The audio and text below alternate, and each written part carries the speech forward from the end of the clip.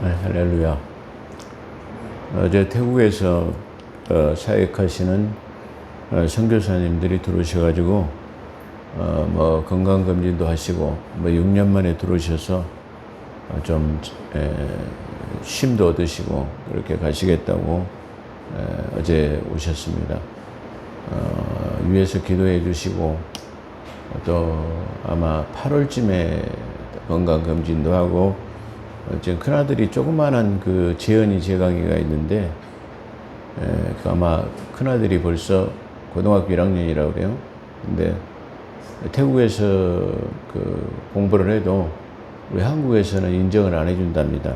그래서 한국에서 인정받기 위해서는 검정고시를 봐야 되는데 그 절차를 받기 위해서 좀 시간이 걸릴 것 같다고 그렇게 하시더라고요. 그래서 한 2달 정도 소요되고 다시 들어가시겠다고 하시고 또 교회 건축을 필요성을 말씀하시더라고요. 그래서 기도해 달라는 부탁을 받았습니다.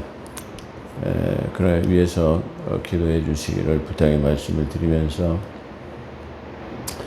능력 있는 사역자, 능력 있는 사역자라는 제목으로 은혜 받는 귀한 시간이 되기를 원합니다. 능력 있는 사역자가 되기를 어떤 방법을 통해서 능력 있는 사역자가 되느냐? 다 사역을 하는 사람들이 능력이 나타나면 얼마나 좋겠습니까? 나타나지 않는 것은 아닙니다. 근데 특별한 능력에 나타나는 분들도 많이 있죠. 근데 특별한 능력을 소유하기 위해서는 조건부적인 어떤 조건이 하나님이 보시기에 어떤 사람에게 그런 능력을 부여하시는가?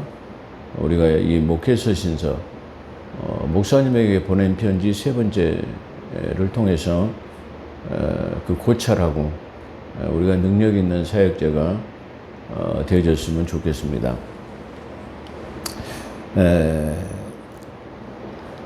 이 목사님에게 보낸 편지 3번째는 앞서 2번째 설교는 앞전 2번째 설교 서론적 내용에서 편지의 목적에 대해서 내가 왜 이 편지를 보내냐, 목적이 뭐냐, 목적에 대해서 설명했다면 이제는 이 12절부터는 본격적인 그런 내용을 개진하는 그런 내용으로 보여집니다. 사도 바울은 자기가 받은 사명은 하나님의 영광의 복음이라고 증거하면서 이 앞전에 서론을 마쳤습니다. 사도 바울은 자기가 전하는 복음, 자기가 하나님께로 받은 사명이 뭐냐? 그러면 영광의 복음이라고 영광의 복음 그렇게 증거합니다. 그 영광의 복음은 뭐냐면은 이 사도행전 20장 24절에 보면 은혜의 복음이라고 증거합니다. 이 영광의 복음은 은혜의 복음이라고 사도행전 20장 24절에서 말하고 있습니다. 예수께 받은 사명이 그러면 예수께 받은 이 사명이 영광의 복음이 뭐냐 그러면 핵심이 은혜의 복음이다. 그렇게 말하고 있어요. 그래서 은혜의 복음이라는 것은 중요한 의미를 가지고 있죠. 은혜 복음이라는 것은 행위가 필요치 아닌 우리가 받을 자격이 없음에도 선물로 받은 것이다. 그래서 에베소서 2장 8절과 9절에서 그저 은혜로 선물로 받은 것이 은혜의 복음이다. 어떤 행위를 요구치 않는 그런 것, 받을 자격이 없음에도 선물로 그걸 믿기만 하면 얻을 수 있는 그걸 갖다가 은혜의 복음이라고 그러죠. 그런 측면에서 중요한 의미를 가지고 있다. 그렇게 말할 수 있어요. 그래서 우리 오늘날 이 그리스도인들이 성경에서 자주 대두되는 은혜 복음, 천국 복음 이 두 가지가 크게 대두되고 있어요. 근데 이 은혜 복음과 천국 복음을 잘 이해하지 못하는 그런 양상을 우리가 볼 수 있습니다. 또한 목회자 역시도 이 은혜 복음과 천국 복음의 정의를 잘 하지 못하는, 구분하지 못하는 그런 모습을 볼 수 있습니다. 그래서 오늘 이 목회서신서라고 하는 목사님에게 보낸 편지 3번째를 통해서 한번 은혜 복음과 천국 복음이 무엇인가를 한번 고찰하고 우리가 이 목사님에게 보낸 편지를 우리가 본다면 더 은혜가 있어질 것으로 그렇게 생각이 되어집니다. 은혜 복음은 사도 바울은 이 복음은 은혜의 복음을 갖다가 내 복음이라고 로마서 2장 16절에 말하고 있습니다. 내 복음. 내가 전한 복음은 이 은혜의 복음인데 그래서 내 복음은 이 은혜의 복음은 내가 전하는 복음이다. 내 복음이다. 그런 뜻으로 말하고 있어요. 그래서 로마서 2장 16절에 말하면서 또 갈라디아서 1장 7절에서는 다른 복음은 없나니 다만 어떤 사람들이 너희를 교란하여 너희 그러니까 오늘날 이 교회 시대를 살아가는 우리를 교란시키려고 교란해서 혼란하게 만들어가지고 혼란하게 교란시키려고 한다 이 말이죠. 그래서 다만 어떤 사람들이 너희를 교란하여 그리스도의 복음을 변하여 그리스도의 복음 다시 말하면 이 은혜의 복음을 변질시키려 함이라. 교란해가지고 교란시키고 변질시켜가지고 혼탁하게 만든다. 믿음에서 벗어나게 한다. 그런 뜻으로 지금 설명하고 있죠. 그래서 갈라디아 1장 7절에서는 다른 복음이 없나니 다만 어떤 사람들이 너희를 교란하여 그리스도의 복음을 변하게 하려 함이라. 그러나 우리가 혹은 하늘로 우리는 지금 누구를 말하냐면 이 시대를 살아가는 사역자들 다시 목사님들 선교사님들 지금 1인칭으로는 바울 나 자신과 디모데 목사에게 지금 하는 거죠. 2인칭으로는 이 목회 서신서를 받는 모든 목회자들 모든 사역자들 그런 뜻이에요.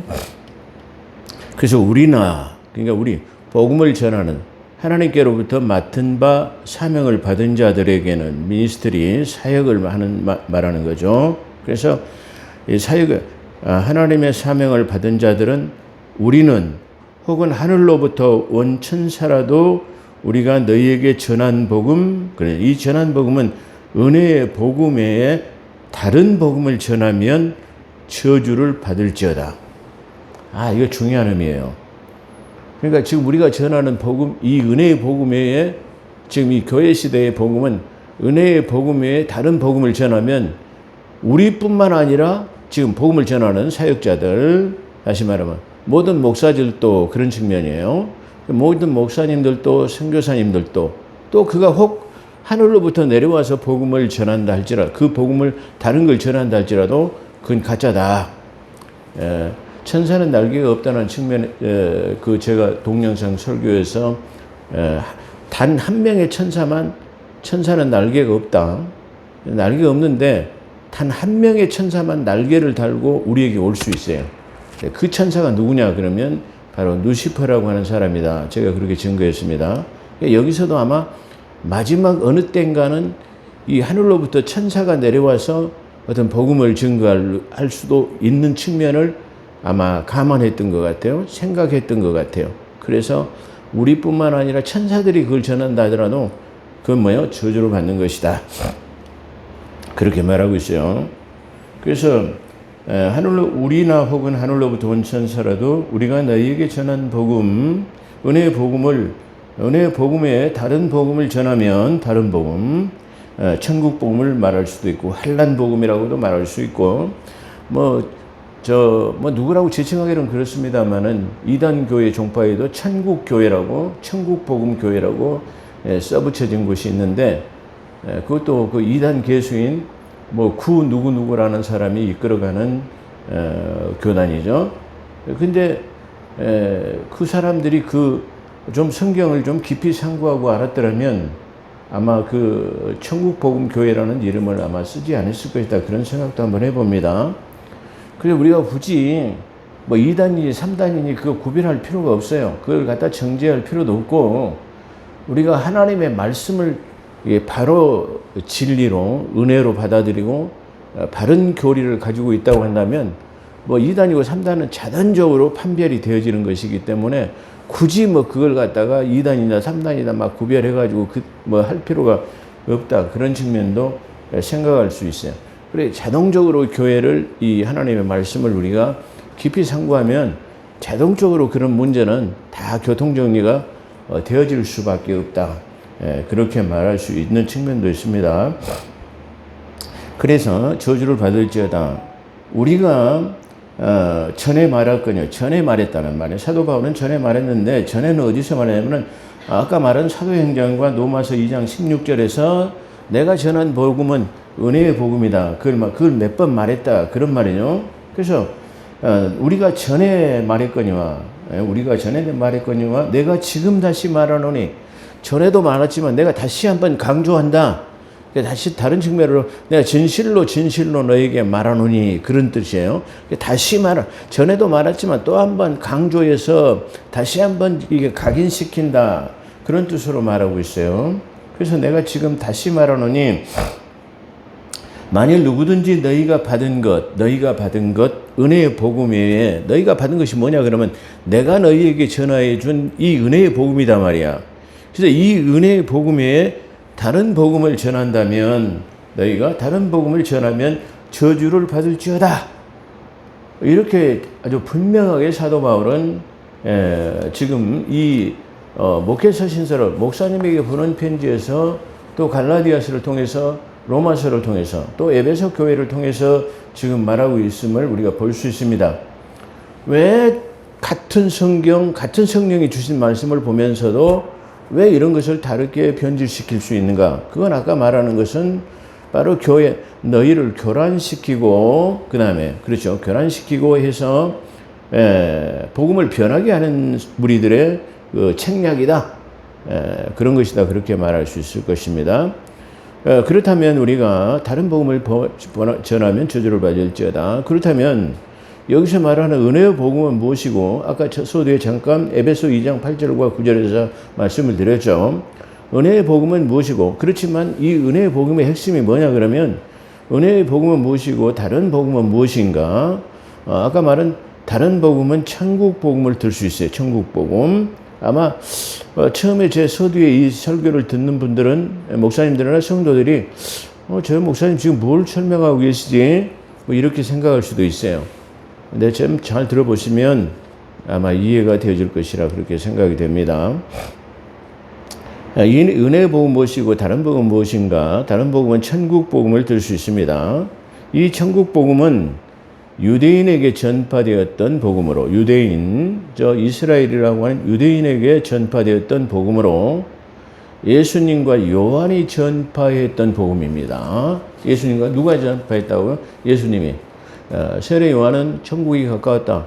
예수님도 천국이 가까이 했단 말이야. 회개하고 천국을 받으라. 그렇게 말했어요. 그랬는데, 그래서 이 천국 복음은 예수님과 요한이 전했던 복음이에요. 천국 복음을 전하면은 저주를 받는다니까 예수님과 요한이 저주를 받습니까? 그런 측면이 아니고요. 자, 그때는 천국 복음이 맞아요. 누구에게? 유대인에게는 천국 복음이 맞아요. 근데 지금 이 내용을 개전해서 들어보시면 잘 알겠지만 지금 시대에는 천국 복음이 아니라 은혜의 복음이다. 그런 말이야. 그러니까 그때는 천국 복음이 맞고 지금은 바로 은혜 복음이 맞아요. 천국 복음을 전하는데 가서 은혜의 복음을 전한다면 저주를 받겠죠. 반대로. 근데 지금 시대는 천국 복음은 닫혀지고 은혜의 복음이 열렸는데 우리에게 은혜의 복음을 전하는데 천국 복음을 받아들이라면 그 천국 복음을 받아들이면 뭐가 이루어지냐면 킹덤 헤븐이라고 하는 다시 말하면 눈으로 보고 만질 수 있는 가시적인 천국이 이루어져야 돼요. 근데 지금 받아들인다고 해도 이루어지나요? 안 이루어진다. 그런 측면이에요. 자, 더 이해하시길 바랍니다.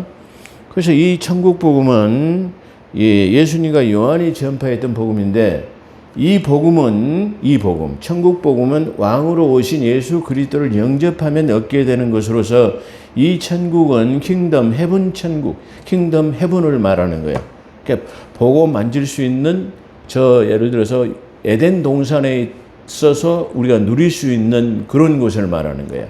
그래서 그걸 말하는데 이 천국은 이 천국, 유대인들에게 전해졌던 이 천국은 그들이 그것을 갖다가 받아들였으면 천국이 이루어지죠. 이방인의 은혜 복음이 열리기 전에 만약 했다면 그런 뜻이죠. 이 천국 복음은 그들이 받아들이지 않았으므로 그걸 받아들이지 않았어요. 이방 유대인들이. 그래서 이 천국 복음은 미래로 연기되어졌어요. 미래도 연기되어졌고 이 천국 복음은 닫아지게 됐어요.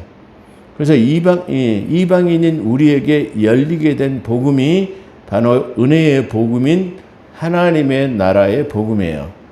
이 하나님의 나라의 복음은 바로 쉽게 말하면 아까 말한 이 하나님의 나라의 복음은 킹덤 오브 갓이에요. 해분이 아닌 보이지 않은 영적인 이 천국으로 변했다 이런 말이에요. 그렇기 때문에 이 지금 킹덤 오브 갓이라고 하는 이 하나님의 나라는 낙원과 깊은 관계를 가지고 있어요. 자, 이렇게 유대인이 가지고 있는 천국관, 우리 그리스도인들이 가지고 있는 하나님의 나라는 전혀 다른 천국을 말하고 있다 그런 말이에요. 그러니까 유대인들이 예수님이 오셔서 증거했을 때 그 받아들이는 해분 천국은 바로 그들이 자기 땅 자기 백성이 오늘 아까 우리가 예배 부름에서도 말했죠. 예배 부름에서도 했나요? 교동문에서 했나요? 자, 자기 땅 자기 백성이 오셨지만 영접하지 않았어요. 그래서 이루어질 천국은 미래로 연결됐고 그 천국 복음은 닫히게 됐고 다시 모든 이방인에게 열어진 복음이 바로 은혜의 복음이에요. 그래서 마태복음의 그 내용을 보게 되면 예수님의 초반부 요한과 천국이 가까웠다고 말씀하시다가 후반부로 가게 되면 천국이 아니라 하나님의 나라를 받으라 그렇게 변해요. 그렇기 때문에 왜 처음에는 천국이라고 표현했던 것을 해본이라고 표현했던 것을 나중에는 갓으로 표현하고 있는가? 다시 말하면 킹덤 오브 갓 그렇게 표현하고 있다 이 말이에요. 그러니까 이 천국, 해분 천국에서 영적인 천국으로 변화되는 것을 우리가 읽지 못하기 때문에 자연스럽게 변화가고 있는 문맥의 변화를 우리가 감지하지 못하고 그걸 인식하지 못하기 때문에 다시 말하면 천국 복음이 무엇이냐, 은혜의 복음이 무엇이다라는 것을 인식하지 못하는 것이다. 그렇게 말할 수 있어요. 그래서 예수님과 요한이 전파된 이 천국 복음은 하나님의 나라의 복음으로 자연스럽게 변하는 흐름을 바로 그런 측면으로 이해하면 될 것입니다. 그런데 그걸 이해하지 못하기 때문에 두루뭉술하게 천국 복음, 은혜의 복음을 잘 구분하지 못한다. 그걸 말하고 있어요. 근데 사도 바울은 지금 목회서 신서에 목사님들에게 보낸 편지에서 이것을 철저하게 구분할 것을 지금 서두에 말하고 있어요. 그러니까 이 은혜의 복음은 내 복음, 그렇게 말하면서 은혜의 복음, 내 은혜의 복음을 마치려 하면은 내 달려갈 길 다 간 후에 내 복음을, 은혜의 복음을 마치려 하면 이게 성경에서 무수하게 나와요. 근데 왜 그것을 인지하지 못할까? 저는 그게 오히려 의아심을 갖는 부분이기도 합니다. 그래서 이 천국 복음, 자, 우리가 2항에 나왔으니까 이건 완전하게 우리가 정리하고 이해하면 더 성경을 읽고 또 우리가 구원관에 더 확실한 구원관이 생기는 두리뭉술한 그런 구원이 아닌 확실한 구원, 그리고 성경을 읽을 때 더 깊은 은혜의 진리를 깨달을 수 있을 것이다. 그렇게 생각이 됩니다. 천국 복음의 특징은 아까 서두에 말한 것처럼 정의하는 겁니다. 제가 말씀을 드렸지만 잘 이해하지 못할 분들도 있을 거라 생각해서 다시 한번 강조하는 것입니다. 이 천국 복음의 특징은 유대인과 깊은 연관 관계가 있습니다. 유대인. 그래서 이 유대인과 깊은 연관 관계를 가지고 있으며 이 천국 복음은 행위 구원이 요구되는, 다시 말하면 마태복음 24장에도 이 행위 천국은 끝까지 견디는 자라야 얻을 수 있는 구원이라고 그렇게 딱 정의해요. 종말론에. 그렇기 때문에 다시 말하면 이 천국 복음의 특징은 유대인과 깊은 관계를 가지고 있고 또한 행위를 요구하는 끝까지 견디어내야 하는 행위 구원이 그 속에 들어있다. 그런 말이야. 그러니까 제가 서두에 말한 것처럼 이 은혜 구원은, 은혜의 복음에는 행위가 필요치 않는 선물로 받은 구원이에요. 그렇기 때문에 그런 측면에서 전혀 다른 것을 요구하고 있다. 그걸 말하고 있어요. 자, 그렇다고 한다면 은혜 복음은 하나님의 나라인 킹덤 오브 갓인 영적인 나라인 이방인인 교회 시대에 사는 우리와 깊은 연관관계를 가지고 있어요.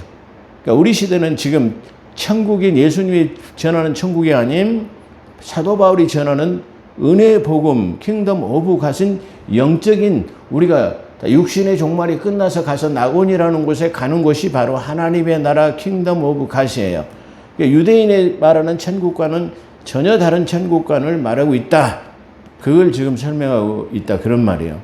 그러니까 다시 말하면 이것은 이 목회서 신서라고 하는 이 시대의 사역자인 목회자들이 다시 말하면 이 천국관이라고 하는 이걸 아주 정확하게 하나님의 나라와 천국관, 킹덤 오브 갓, 헤븐 이런 것을 정확하게 구분해야 되고 천국 복음과 은혜의 복음을 잘 구분해야 되네.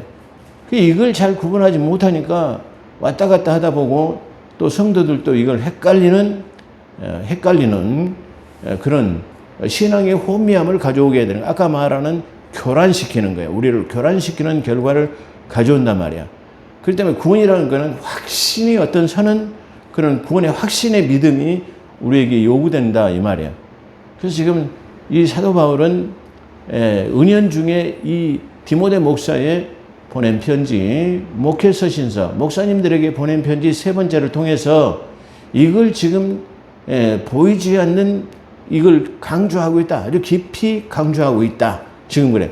그러니까 본론으로 들어가는 이 지금 개진하는 상태에서 쉽게 말하면 사역자들에게 주는 것, 그러면서 첫 번째, 두 번째 편지에서의 첫 번째 서론적 내용에서 내가 영광의 복음에 이게 맡은 자 사역자가 됐다. 미니스트리 사역자가 됐다.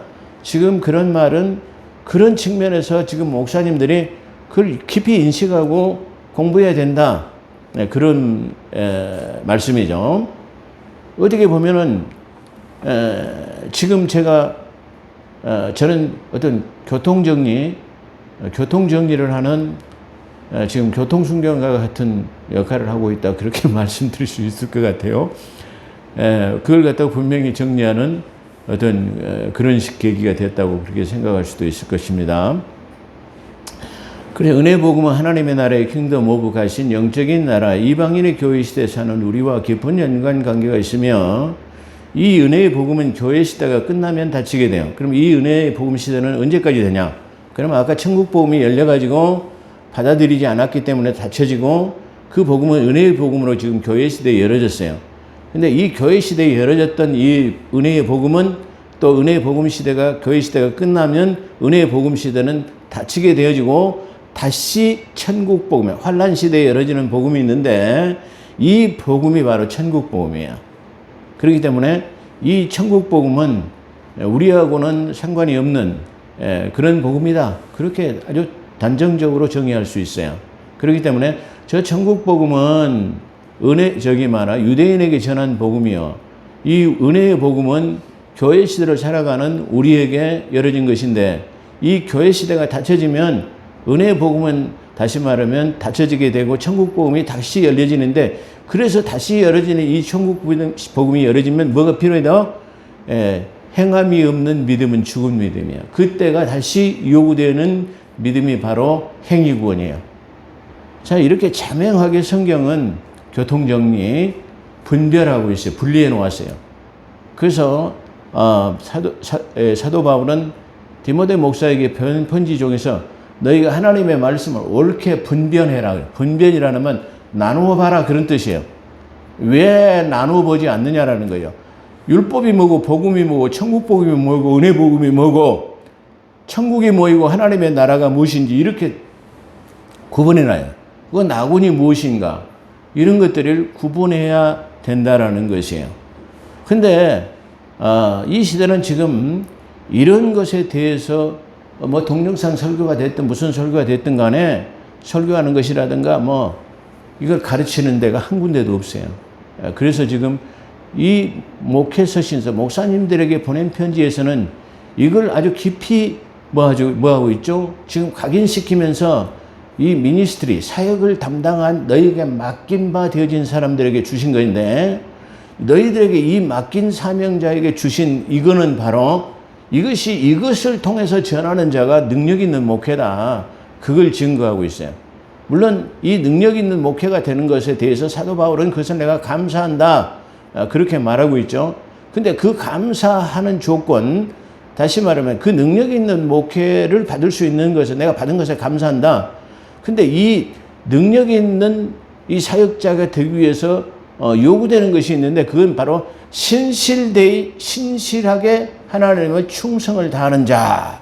신실되이 충성을 다하는 자라야만이 다시 말하면 이 중요한 하나님의 사역, 다시 말하면 능력 있는 사역자가 되는 것이다. 뭐가 능력이 있느냐? 그러면 예를 들어서 뭐 귀신을 쫓아내고 다시 병 고침의 은사가 나타나고 그런 것도 중요하겠죠. 사역 중에 일부니까 중요하겠지만, 그래서 은사 중에서 가장 귀한 은사 첫 번째 고린도전서 12장 은사장에 보게 되면 지혜의 말씀을 전하는 자가 최우선의 권위예요. 두 번째 지식의 말씀을 전하는 자, 그 다음에 믿음이 있는 자, 병 고침의 은사, 기타 등등 12가, 거기 보면은 그렇게 해서 9가지 은사인가요? 그 은사가 나와요. 그 은사 중에서 방언이나 병 고침의 은사는 꼴찌요, 꼴찌. 예. 그런다면 그런 측면에서 지금 말하고 있다. 그걸 볼 수가 있어요. 그래서 이 은혜의 복음은 교회 시대가 끝나면 닫히게 되고 환란 시대가 도래해야 될까? 환란 시대. 이 환란 시대에 도래될 때가 다시 영원한 복음이, 성경에서 요한계시록의 영원한 복음이죠. 바로 이 영원한 복음인 천국 복음이 열리게 돼요. 그래서 그 복음을 갖다가 환란 복음이라고 하고 다른 용어로서는 천국 복음이라고도 말할 수 있을 것입니다. 자, 그때 다시게 열리게 되는 복음이 환란 복음이라도 할 수 있는 복음인 천국 복음은 다시 열리게 되는 겁니다. 그러니까 저 유대인들은 은혜의 복음을 받지 못했기 때문에 행위 구원이 요구되는 환란 시대에 또다시 열어지게 될 때에 그들은 그때서야 비로소 바로 예수 그리스도가 만왕의 왕이시요 메시아인 것을 인정하게 되어진다. 그때야 바로 쉽게 말하면 이 환란은 끝나게 된다. 그런 뜻이에요. 그러니까 궁극적으로는 지금 하나님께서는 저 첫 번째 택하신 백성, 택정함을 입은 저 유대인들의 나는 너희의 영원한 하나님이 되고 너희는 내 백성이 되리라고 하는 신실한 약속이 그것을 다 이루시는 거야. 교회 시대에 이 은혜 복음 시대에 얻어지는 복음은 나는 너희 하나님이 되고 너희는 내 자녀가 되리라. 그래서 아까 요한복음 1장 12절에 우리가 교동문에서 읽은 것처럼 자기 땅 자기 백성의 오매 그들이 받아들이지 않으므로 그 복음은 미래로 연기되고 영접하는 자 곧 그 이름을 믿는 자에게는 하나님의 자녀들은 권세를 허락하셨다. 그러죠. 요한복음 1장 12절에 오늘 우리가 읽어본 교동문 몇 번이었죠? 75번인가요? 그게 잘 나와 있는 내용입니다. 그러므로 천국은 천국 복음은 유대인인 해분 천국 행위구원 그것을 요구하고 있고요. 은혜 복음은 교회 시대 그리스도인인 킹덤 갓 그렇게 은혜 복음을 말하고 있는 것을 우리가 분명히 볼 수 있습니다. 자, 우리가 본론으로 들어가면 나를 능하게 하신 우리 주께 감사함은 그렇죠. 여기서 다른 성경에 보면 개혁 성경이나 킹제임스를 보게 되면 나를 신실되이 여겨 그렇게 말하고 있어요. 여기서 근데 지금 우리가 보고 있는 개정개혁 사판에는 나를 충성되이 여겨 내게 직분을 무엇을 보고 나에게 이런 직분을 맡기셨냐? 그러면 사도 바울이 가지고 있는 그 충직함 그리고 변하지 않는 신실함 그걸 본 거야. 그리고 그 율법을 전하는 데 가지고 있는 그 특성. 그러니까 다시 말하면 저 유대 율법을 주신 그 율법을 변하게 하려고 하는 사람들에 대한 우리가 그 천사의 중보의 선을 통해서 부여받은 그 율법을 지키지 않는 자들을 갖다가 나는 그들을 도저히 용납할 수 없어. 그렇게 말하고 그 모든 다시 말하면 새로이 천국 복음을 받아들이는 다시 말하면 예수님께서 전파하는 그 유대 정통교회에서 유대교회에서 다시 말하면 기독교인으로 개종하려는 사람들을 갖다가 전부 다 잡아다 가두고 죽이는 그런 뜨거운 열정이 하나님께서 저 정도의 신실함과 충성됨이 있다고 한다면 내 사역자로 쓰기에는 충분해 라고 생각해요. 그러니까 그 쉽게 말하면 율법에 정통할 뿐만 아니라 저 율법을 향한 그 특심, 그 열정, 그리고 목숨까지 바친 그 신실함, 충성함을 보고 지금 자기를 충성되 여김으로 그래 저 정도라면 내 사역자가 될 수 있어라고 하는 그를 갖다가 율법의 전도자에서 복음의 전도자로 바꿔놓으셨다라는 그런 뜻이에요. 그래서 자기를 충성되게 여겼기 때문에 이 직분을 맡겼는데 이 직분이 뭐냐 그러면 아까 말한 은혜의 복음이다 그런 말이에요. 그래서 이 은혜의 복음을 내게 맡았는데 이 은혜의 복음을 맡았을 때 자기가 뭐예요? 뭘 받았다고요? 능력을 부여받았다. 능력 있는 목회가 될 수 있도록 나에게 능력의 사역자가 될 수 있도록 했다. 그런 말이에요. 그렇다고 한다면 우리가 이 사도 바울의 이 말씀을 통해서 우리가 능력 있는 목회를 하는 것은 뭐냐? 그러면 바로 아까 이런 것들에 대한 것을 구분하는 그리고 이 사도 바울과 같은 그런 특심, 그런 열정, 그렇게 충성되게 여기는 우리가 믿음이 있어야 돼요. 그렇죠? 그러니까 우리가 사역자로서 우리가 능력이 아무나 받는 것은 아니에요. 물론 하나님의 콜링이 있었겠지만 아무나 받는 것은 아니다. 분명하게 알 수 있는 것입니다. 이거 아무나 받는 것이 아닙니다. 이것은 이 능력은 부르심과는 달라요. 많은 오늘날에 뭐 한국에도 지금 10만 목회자가 있어요. 10만 명이 목회하고 있다고 그래요. 10만 교회 정도가 있다고 그래요. 근데 아마 이 지금 그 사역자를 교회를 개척하지 못하고 있는 목사님들과 한다면 훨씬 더 된다고 그래요. 10만 목회자. 우리 한국 교회가 지금 한 6만 개의 교회가 있다고 5만에서 6만 가정교회까지 하면 한 6만 교회가 있다고 그래요. 근데 나머지 그러면 한 4만에서 5만 정도는 뭐 하고 있어요? 목회를 못 하고 있어요. 그게 다 부름을 받았지만 다 쓰임을 받는 것도 아니고 다 쓰임을 받는다고 능력 있는 것은 아니다. 그런 다른 의미를 가지고 있다. 그렇게 볼 수 있어요. 그래서 이 능력의 부르심은 다른 의미를 포함하고 있는 것으로 볼 수 있어요. 그래서 이 능력 있는 의미를 포함하는 콜링이 있을지라도 다시 콜링 하나님의 부름이 있다 할지라도 즉각적인 응답과 신실한 그런 충성된 자에게 보장되는 것으로 이렇게 이해한다면 이렇게 쉽게 이해한다면 될 수 있을 거예요. 그렇다고 한다면 내가 능력 있는 목회자인가 아니면 내 목회 사역에서의 내 능력이 나타나고 있는 것인가? 우리가 그것은 누가 알죠? 목회자 스스로가 알아요. 그래서 어제도 제가 지난번 설교에서도 말씀드렸지만은 성도들에게 그 심의를 묻는 것이 아니라 하나님 앞에 묻고 내가 이런 것을 준비했다고 한다면 다시 말하면 그건 물어볼 필요가 없는 거예요. 내가 성도들이 뭐라고 하든 간에 성도들의 비율을 맞추는 것이 아니라 하나님의 뜻대로 하나님의 의도만 드러내면 그게 잘하는 거예요. 그건 성도가 뭐 수만이 됐든 수천이 됐든 아니면 몇 명이 됐든 간에 그 하나님의 뜻대로 전하면 그거 잘하는 것이고 만약에 수만이 됐다 할지라도 그 하나님의 뜻대로 전하지 않으면 그건 잘못하는 거예요. 그렇기 때문에 인기 영합주의가 되려고 한다면 성도들에게 물어도 돼요. 그렇지만 우리가 인기 영합주의가 아닌 하나님의 뜻대로 우리가 사역을 한다고 한다면 물어볼 필요가 없이 하나님 앞에 신실하고 하나님 앞에 충성된 자가 되면 된다라는 것을 말하고 있어요. 자, 그래서 신실하고 충성되는 자가 제게 보장되는 것이 능력 있는 목회가 그것이 능력 있는 목회다. 그렇게 말할 수 있을 거예요. 그래서 이 능력 있는 목회를 갖다가 우리가 쉽게 이해한다면 수많은 군인들이 모든 군인들이 있어요. 많은 군인들이 있고 많은 군인들이 전쟁터에 나와서 싸우죠. 그런데 이 군인들에게 이 훈장이라는 것은 아무나 주어지는 거 아니에요. 그렇죠. 누구에게만 주어져? 아주 충성되고 아주 그냥 열심으로 싸우는 자만이 보장되는 것이 훈장이에요. 마치 그런 것처럼 이 능력이 있는 목회, 다시 말하면 능력이 있는 사역자가 되기 위해서는 필요한 게 뭐냐 그러면 신실함과 충성된 사도 바울과 같은 열정과 특성, 그 특심 바로 그런 것이 있는 자 그리고 그런 율법에 정통한 자인 것처럼 그런 사람들에게 주어진 것이다. 그렇게 말할 수 있어요.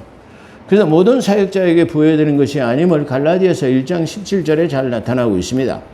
이 갈라디아서 1장 17절에는 그가 택정함을 받을 때 나는 이방인의 복음, 그가 택정함을 받을 때 부르신 이유가 뭐냐면 사도 베드로는 저 유대인에게 보낸 사도로서 택정함을 입었고 자기는 그 12지파, 12사도 그리고 자기는 이방인에게 복음을 증파하도록 택정함을 입은 사람이다. 그렇게 말할 수 있어요. 그래서 갈라디아서 1장 17절에는 그가 택정함을 받았을 때, 즉 이방인의 복음을 전하기 위해서 사도로 부름을 받았을 때, 특징이죠. 혈육에게 의논하지 않, 혈육에게 의논하여야 했다.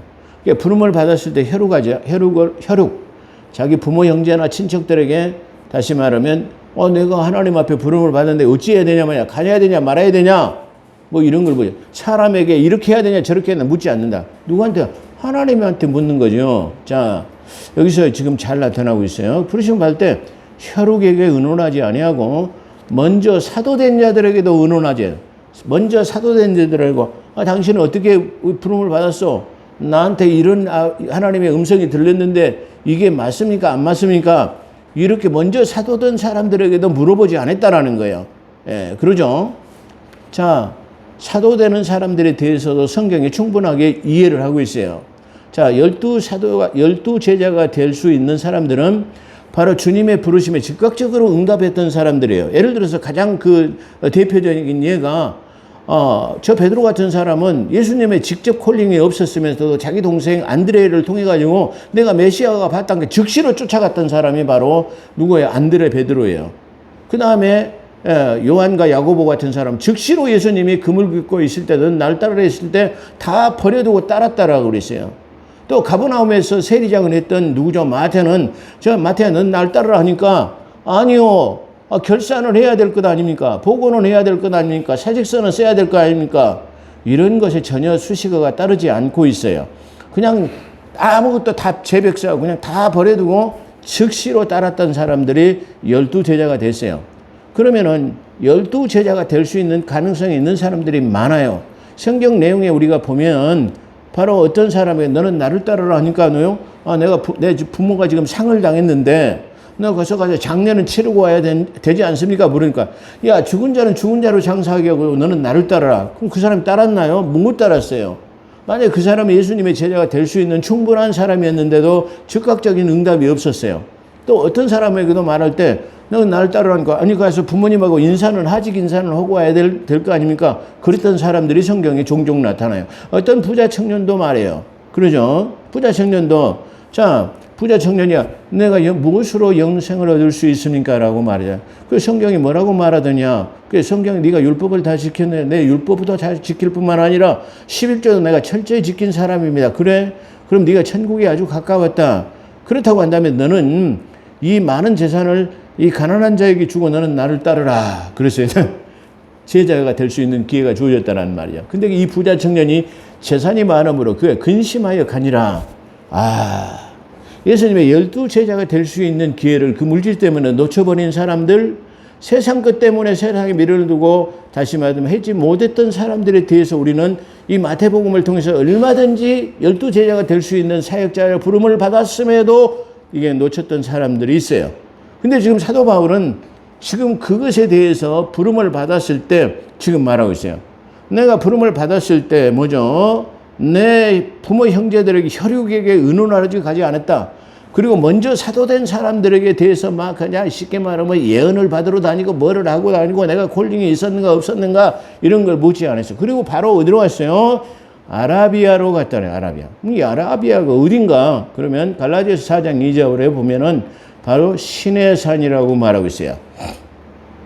그래서 아라비아로 갔다가 내가 3년 아라비아로 갔다 다시 다메섹으로 돌아갔노라 그랬어요. 다메섹에서 쉽게 말하면 자기가 부름을 받았는데 다시 아라비아로 갔다가 다시 어떤 사명을 부여받고 다시 다메섹으로 갔다라는 것은 거기서부터 다시 부르심을 받은 그곳에부터 다시 사역이 시작되었다라는 의미를 지금 거기서 내포하고 저는 그렇게 봤어요. 왜 다메섹으로 갔는가? 다메섹은 지금 가다가 지금 하나님께서 사울아 그렇게 해가 그가 거꾸로졌던 당신이 누이시나이까 그러니까 네가 뵙박하는 예수라 그랬어요. 거기서 부름을 받고 시내산으로 갔다가 3년 후에 다시 이 사역의 시작을 다메섹으로 갔다 그런 뜻이에요. 그리고 3년 후에 다시 말해 그렇게 부름을 받은 후에 시내산에서 3년 동안 머문 뒤에 바로 예루살렘으로 올라가서 베드로를 만나서 가 15일 동안 유했다고 성경에서 증거하고 있습니다. 자, 이 내용을 통해서도 사도 바울의 즉각적인 응답, 신실함, 충성됨은 우리가 가히 따르지 못할 것이라고 우리가 생각해 볼 수 있는 것입니다. 나는 이 사도 바울의 이 깊은 신앙과 교회 시대의 13권의 책이 어떻게 이 사람의 그 지식과 경륜 속에서 나올 수 있는가를 저는 여기서 문제를 찾았어요. 다시 말하면 모세는 하나님 앞에 이 40년간 이 광야에서 훈련을 받았을 뿐만 아니라 시내산에 40일 동안을 2번이나 올라가 가지고 율법을 전수받 10계명 이 돌판 2돌판을 전수받았고 거기서 그 하나님과 대면하는 그 기간 동안에 다시 말하면 그 성막이라고 하는 것들을 어떻게 성막을 지을 것인가 또 율법이 어떤 것인가를 우리가 부여받았다는 것을 우리가 시내산을 통해서 알 수 있었어요. 그렇다고 한다면 성경에서 가장 미스테리한 것이 무엇이냐 그러면 바로 이 사도 바울이 아라비아라고 하는 시내산에 3년 동안이나 있었다라는 거예요. 가히 놀라. 그래서 저는 성경에서 가장 미스테리한 것이 뭐냐 그러면 이 사도 바울이 부름을 받아가지고 바로 아라비아라고 하는 시내산에서 3년간 머물렀다고 아까 말한 갈라디아서 1장 18절에 증거하고 있음을 볼 수 있습니다. 그래서 이 3년 동안에 은혜 복음인 교회 시대의 비전이 완성되었을 것이라고 저는 그렇게 생각합니다. 뭐 믿거나 말거나 저는 그렇게 보고 그걸 갖다가 성경에서 증거하고 있다는 사실입니다. 그래서 이 직분 사역, 미니스트리, 사역을 맡기신 것은 이 사역을 맡긴 것은 왜 맡기셨냐면 누군가에게 증거하도록 부르신다는 거나 성경교사로 부르셨다는 거나 아니면 설교자로 부르신다. 그러니까 다시 말하면 이 성경에서는 설교자로 그리고 성경교사로 그 다음에 복음을 증거하는 자로 이렇게 구분하고 있어요. 그래서 아마 설교자나 아니면 선교사나 말씀 성경교사로 아마 분류하고 있는 것 같습니다. 어찌됐든 간에 무슨 목자는 설교자요 성경교사요 하기 때문입니다. 자, 하나님께서 직분을 맡기셨다는 것은 그렇죠. 다시 말하면 이 사역에 부르신다라는 것은 성경교사로나 아니면 설교자로나 그 쉽게 말하면 그 이상의 무엇인가를 위해서 부르셨다는 거예요. 이것뿐만이 아니라 그 보이지 않는 무엇인가 설교자도 아니고 성경교사도 그것도 위해서 부르셨지만 설교자로 성경교사로 뭔가를 증거하도록 증인으로 부르셨기 그의 목적이지만 그것보다도 훨씬 더 중요한 의미가 포함되어 있다. 그것을 말하고 있다. 그렇게 말씀드릴 수 있어요. 그래서 하나님께서 직분을 맡기셨다는 것은 말씀을 가르치시고 설교하는 일 외에 그걸 모두 하나님께 그 직분을 맡기는 거예요. 나에게 주신 직분은 내 자유로서 난 것이 아니라 내게서부터 난 것이 아니라 하나님께로부터 오는 능력으로 하는 것이다. 그것을 맡기는 것이다. 그런 의미가 사역자. 다시 말하면 그 부르심을 입었다는 것을 말하고 있습니다. 결론적으로 우리가 생각해 본다면 능력을 받는 것은 능력 있는 사역은 신실하고 충성된 자여야 됩니다. 그래서 계시록 2장 10절에 보면 맡은 자에게 구할 것은 충성이니라 그렇게 말하고 있어요. 그 다음에 그래서 성경에서는 쟁기를 잡은 자가 뒤를 돌아보는 것은 내게 합당치 않은 것이라고 그렇게 말하고 있어요. 그렇다고 한다면 우리가 이 능력 있는 목회자, 사역자, 하나님의 사람들이 되기 위해서는 어떤 하나님의 부르심 그리고 어떤 하나님의 사역에 대해서 거기서 맡은 자가 신실함을 요구하고 충성됨이 있었을 때 우리의 믿음의 삶 그리고 우리의 사역 그리고 맡기신 것들을 바로 능력 있게 완수할 수 있다. 그렇잖아요. 능력 있게 안수할 수 있는 것도 그 사명을 안수할 수 있는 것도 뭐예요? 하나님께로 위로부터 내려오는 능력이 우리에 임해야만 그 충만함이 있어야만 감당할 수 있어요. 근데 이 위로부터 오는 능력이나 충만함이 없으면 우리의 사역이 짜증날 뿐만 아니라 진부한 그런 느낌이 있어가지고 자기 자신의 해이를 느낄 때가 많이 있을 거라고 저는 그렇게 생각해요. 왜? 그 확신이 없기 때문이다. 그렇게 생각할 수 있어요. 그렇다고 한다면 우리가 콜링이 있었다 할지라도 이 확신이 없으면 어떻게 보면 이 말씀을 전하는 이 설교자로서 또 성경을 가르치는 성경교사로서 그런 어떤 자격이 좀 덜 구비되어졌다. 그렇게 말씀드릴 수 있습니다. 그렇기 때문에 오늘 이 시대를 살아가는 목회자뿐만 아니라 성도들도 교회 안에서 장로요, 또 권사요, 뭐 안수집사요, 뭐 전도사요, 뭐 여러 사역자로 우리는 부름을 받았어요. 이 부름을 받았을 때 우리는 능력 있는 이 직분을 감당하기 위해서는 바로 신실되어지고 충성된 자가 되어졌을 때 가능하다. 그렇게 말씀드릴 수 있을 것입니다. 기도하겠습니다. 거룩하시고 자비로우신 하나님 아버지, 목사님에게 보낸 편지 세 번째 내용을 통해서 능력 있는 사역자가 되기 위해서는 무엇이 필요한가를 우리가 은혜로 나눴습니다. 우리에게 신실함을 주시고 맡은 자에게 구할 것은 충성이라 했사오니 아래 충성된 자가 되어서 생명의 면류관을 우리가 받을 수 있는 그런 복된 삶이 되게 도와주시며 신실한 사역자가 되게 도와주옵소서. 함께 하신 것 감사하며 우리 우주 예수 그리스도 이름으로 감사기도 드리옵나이다.